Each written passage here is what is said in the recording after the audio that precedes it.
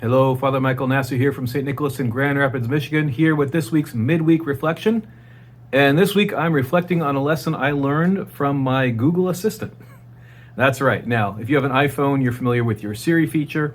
If you have an Android like me, on my Google phone, I have the Google Assistant. And I can say, okay, Google, and I can ask it to text or to ask me to tell me the weather or whatever.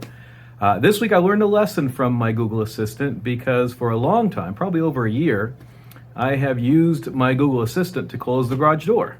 And I learned how to do it, and it told me how to do it. It said to say, hey Google, and when the Google thing beeped at me, it said to say, tell my Q to close garage door. And so I did that for months and months and months, and every time I did it, pretty much it did it.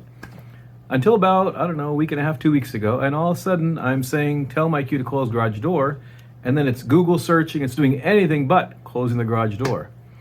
And so what do? I use the Google Assistant to Google, how am I supposed to ask my Q to close the garage door? And that's what I found out you're supposed to do.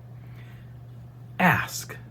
Don't tell, ask. For whatever reason, the programmers decided we should not be telling the app what to do, we should be asking. And so I tried it. I said, hey Google, ask my Q to close garage door. And then boom, like magic, my garage door is now closing.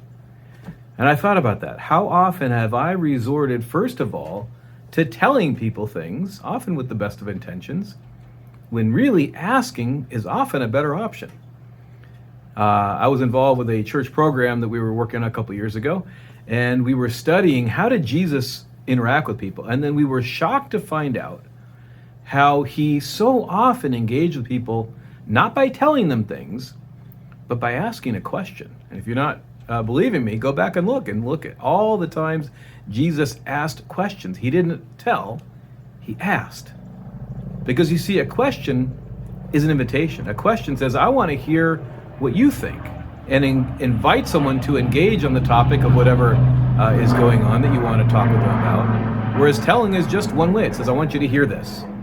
And often, again, we have the best of intentions of telling people really important things, but we think in probably our pride or arrogance, just because we're telling somebody something, they're going to receive the message.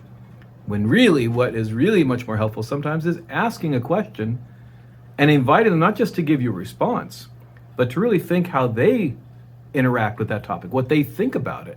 It invites them to reflect upon it. And a question does that in a way that telling somebody something doesn't do. So I thought about that. I thought, you know what? There are times that I have to tell people things. I get up and I preach sermons, for example, and there's certain things I need to tell, but I'm also thinking about, you know what? I need to ask questions. And even in a sermon where I'm ostensibly telling people things, really to ask a question, to pose a question for everyone else to consider. And I thought, that's good in all kinds of communication, one-on-one communication, family, friends, coworkers, whoever. So as I was reflecting on that this week, I thought, well, maybe everyone else would enjoy that too. Thinking about next time you want to tell somebody something, think about asking and inviting them into their own reflection on the topic and really having the respect and the love to say, I want to hear what you think about this. And if you do have something you want to tell, sometimes that's the best way to open up that for a really good, loving, respectful dialogue. So that's the reflection for this week. Not just telling, but asking. Ask, don't tell, you might say. If you found that helpful, please share it with your friends via social media. And I wish you a great week. And God willing, we'll see you in next week's video.